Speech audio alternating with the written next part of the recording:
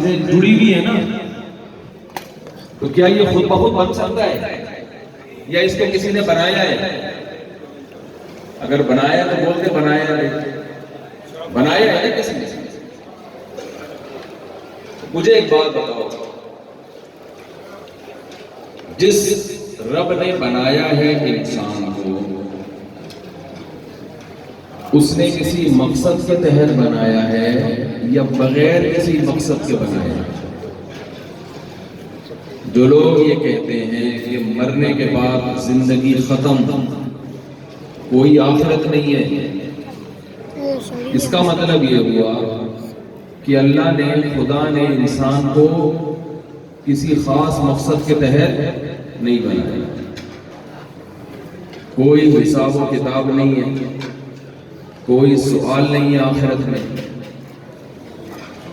جیسے چاہے زندگی گزارے انسان۔ اور اگر بنانے والے نے بنا کے بتایا کہ میں نے اس کو کسی خاص مقصد کے لیے بنایا ہے، تو آپ بتاؤ کامیاب وہ آدمی ہوتا ہے جو مقصد کو سامنے رکھ کے زندگی گزارتا ہے یا جو مقصد کے کو سامنے نہ رکھ کے زندگی گزارے؟ آپ نے اپنے بیٹے کو باہر بھیجا پڑھنے کے لیے، امریکہ بھیجا، بھیجنے سے آپ کا مقصد تھا یہ وہاں یونیورسٹی میں پڑھے گا، وہ پڑھ نہیں رہا بلکہ ٹائم ضائع کر رہا ہے کھیل تماشوں میں،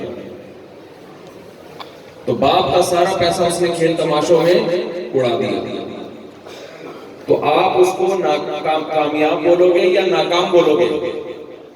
بولو بھائی، اگر گورنمنٹ نے بولنے پر پابندی لگائی ہے تو مجھے بتا دیں، نہیں پابندی لگائی تو تھوڑا جواب دینا، میں جو بات کرتا ہوں۔ اس نے وہاں عیش و عشرت میں سارا پیسہ اڑا دیا۔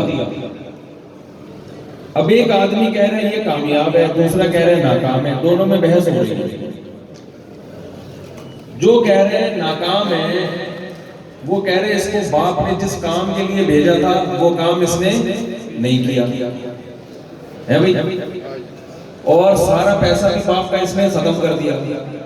تو اب جب یہ واپس اپنے ملک میں جائے گا تو باپ اس کو گھر میں گھسنے نہیں دے گا، لیکن دوسرا کہہ رہا ہے یہ کامیاب ہے۔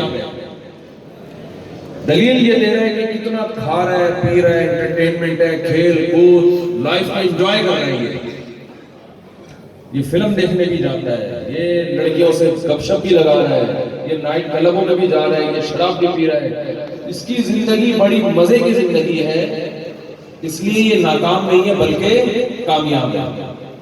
تو یہ دلیل صحیح ہوگی؟ کیا خیال ہے؟ دلیل کہاں سے سکتا؟ اچھا، ایک آدمی ایگزامینیشن ہال میں پیپر دینے کے لیے بیٹھا ہے، پرچہ دینے کے لیے، تو دو لڑکے بیٹھے انٹر کے پیپر دے رہے ہیں یا میٹرک کا پیپر دے رہے ہیں، ان میں ایک کیا کر رہا ہے، وہ کبھی پانی پی رہا ہے، کبھی چائے پی رہا ہے، کبھی نسوار رکھ رہا ہے، کبھی گٹکا کھا رہا ہے، کبھی پان کھا رہا ہے، پیپر حل نہیں کر رہا اور بڑے مزے سے ہنسی خوشی 3 گھنٹے گزارتا ہے، ہنسی خوشی۔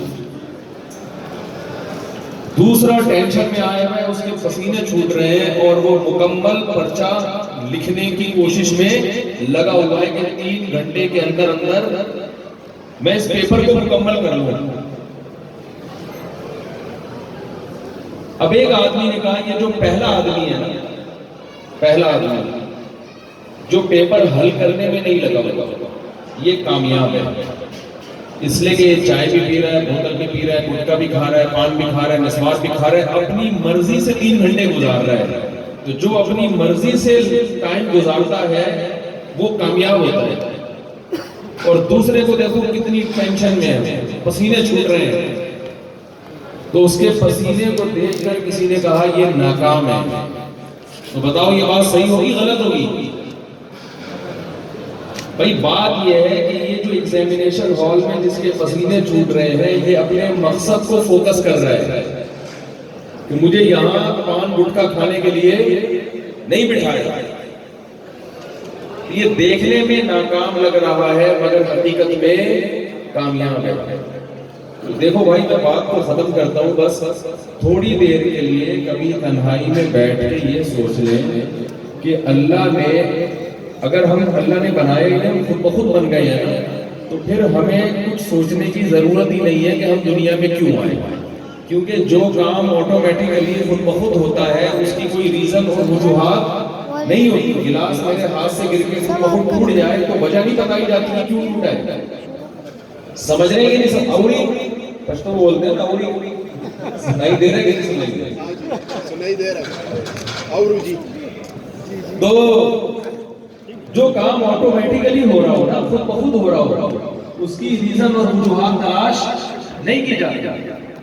تو اگر ہم خود بخود دنیا میں آ گئے اور ایسے آٹومیٹیکلی بنتے چلے جا رہے ہیں، پیدا ہوتے چلے جا رہے ہیں، کوئی وجہ ہی نہیں ہے، تو پھر گورے کی زندگی، انگریز کی زندگی اچھی ہے۔ وہ کہتا ہے بھائی انٹرٹینمنٹ کا دوسرا نام زندگی ہے، بس لائف کو انجوائے کرو، مر کے مٹی ہو کے ختم۔ تو پھر نہ نماز پڑھنے کی ضرورت، نہ زکوٰۃ دینے کی ضرورت، نہ باپ کی خدمت کی ضرورت۔ انگریز باپ کی خدمت کرتا ہے؟ بولو، وہ تو اولڈ ہاؤس میں جمع کراتا ہے، بالکل صحیح کرتا ہے۔ کہہ رہے یار یہ کام کا ٹینشن دے گا مجھے، بوڑھا باپ ہے، اس کو ہٹاؤ یہ زندگی سے۔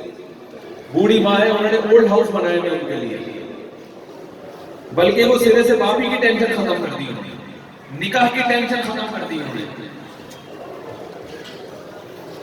تو اگر میرے بھائی ہم خود بخود بنے ہیں تو ہمیں یہ ریزن تلاش کرنے کی ضرورت نہیں ہے، لیکن اگر ہم بنے نہیں ہیں اور چیزیں بنتی خود بخود نہیں ہیں، بگڑتی خود بخود ہیں،